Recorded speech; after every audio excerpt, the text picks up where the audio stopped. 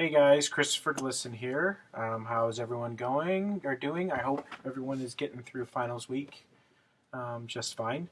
I am currently going to try and run through my final project, which was made on Canva. It's a series of slides um, and presentation called Our Norm, a personal queer of color critique and perspective on polyamory in the United States. Um, I'm sorry if I get sidetracked here and there by one of my three sons that are currently in the other room, but I will go through this as fast as possible just to give a quick summary of my project. So the project is called Our Norm, a personal queer of color critique and perspective on polyamory in the United States. This project is an extension of something that I've been working on in my other queer studies classes, which is my own personal perspective, theorizing and ideation as a color person in a polyamorous marriage/relationship. So this is a little bit of a personal project that I don't mind integrating. As you'll see, I was kind of really excited to do it and really emblazoned to do it by a lot of the writers that push us to make ourselves subjects in our own research and historicities. Anyway, so slide 1 is a definition of polyamory, which is the practice of or desire for intimate relationships where individuals may have more than one partner with the knowledge and consent of all partners. It has been described as consensual, ethical, and responsible non-monogamy. Pretty simple, basic definition, although polyamory does not have a definitive one single answer definition because there are people who in poly communities have emotional relationships, physical and or both, but this is a good general basis that it's consenting, ethical, and responsible non-monogamy, which is outside of the binary, which is a very important distinction to make, and I will be making in the slides. My little poly guy here says, this type of relationship is commonly misunderstood or misrepresented as swinging or ethical cheating. This could not be more farther from the truth. So general information, poly as practice. Next slide. It is estimated that between 1.2 and almost 10 million people in the United States are practicing polys. This is from Elizabeth Sheff's work. She's been working 20 years in the polyamorous field. She was once a practicing polyamorous, but she is now not. But she does do extensive research on it, as well as an incredible book called The Polyamorous Next Door, which I completely suggest anyone read.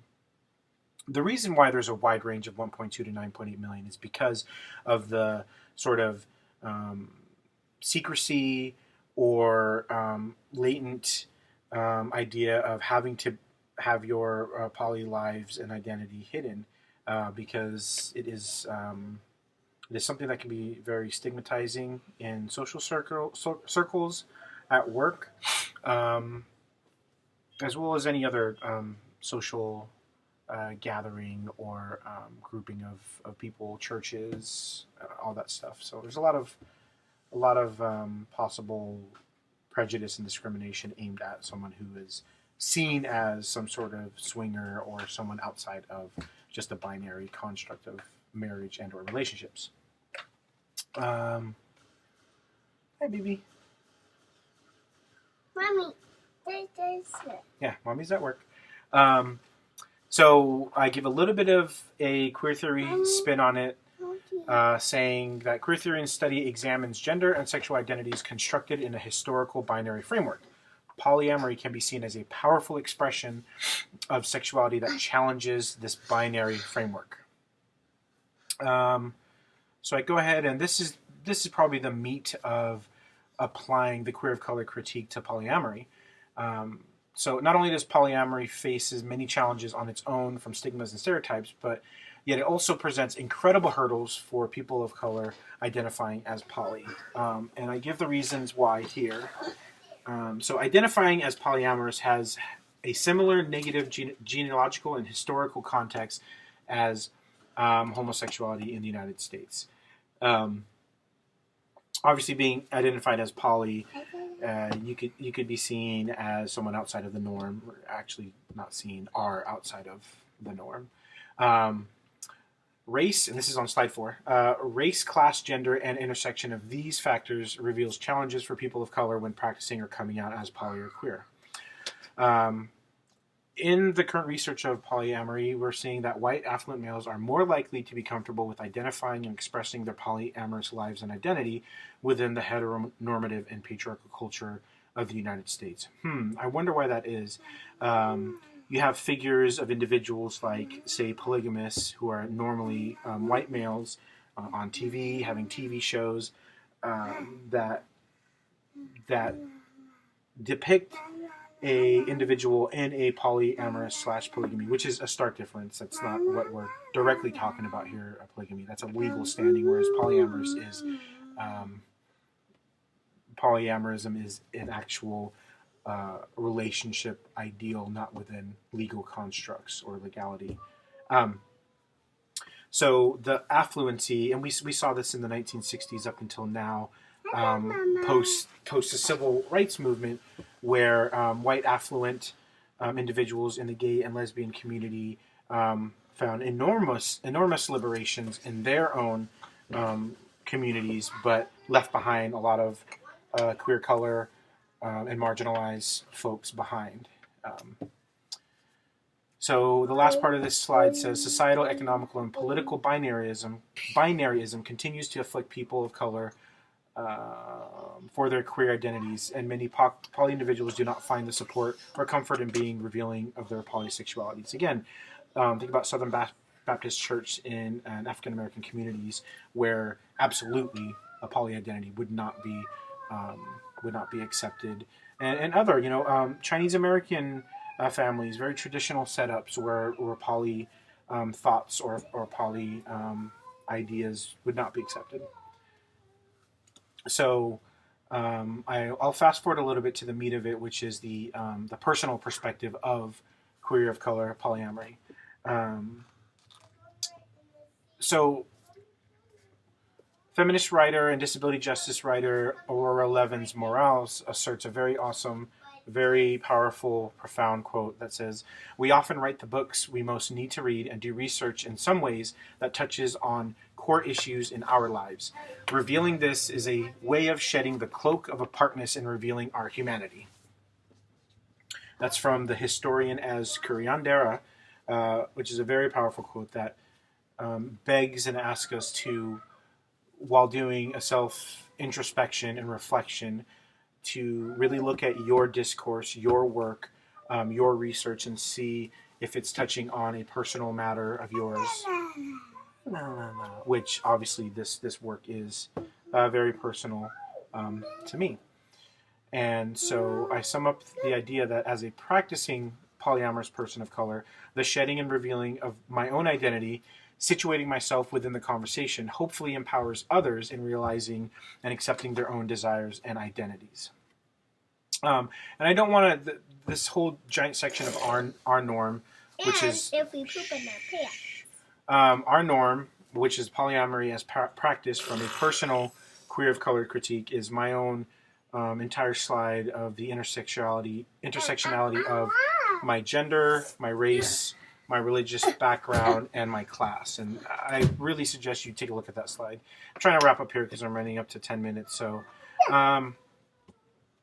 the last little bit here is the resistance and activism of not only this project that I'm presenting, which could be shareable. I completely 100% would love for anybody to share this with anyone who wants to know more information about polyamory, is to share it.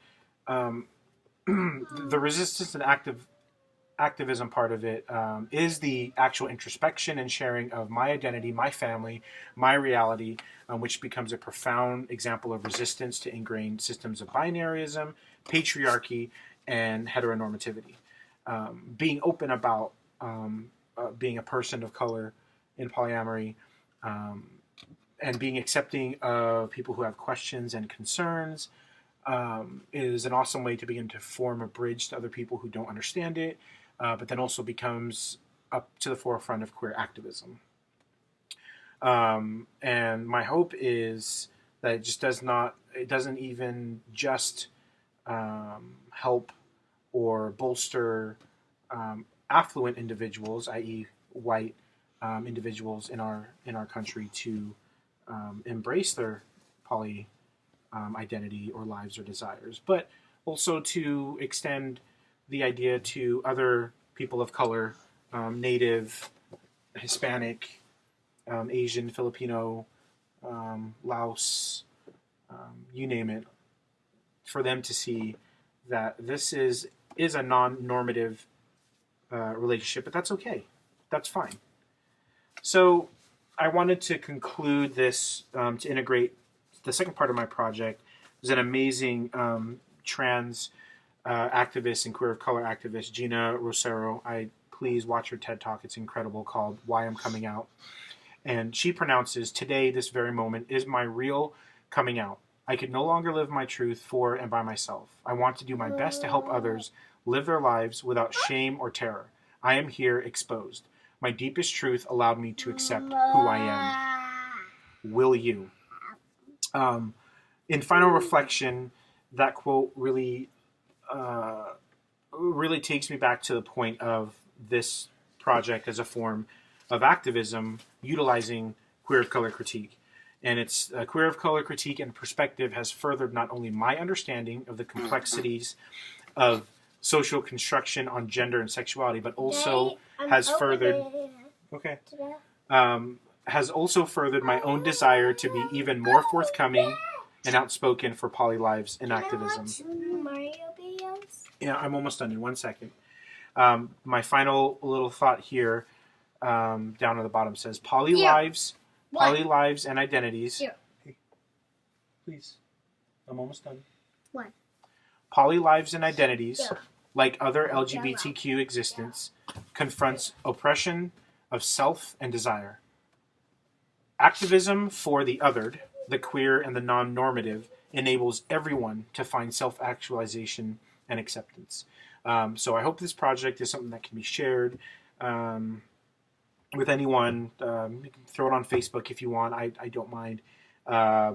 But yeah, this is my form of activism and resistance that I hope could give people a clearer idea of polyamory, to shed away some of the misconceptions, and also just to be able to further yourself along. I mean, we've learned so much in this class, in queer of color critique, and I hope my little presentation here adds to it as well. So thank you, have a great summer, and bye-bye.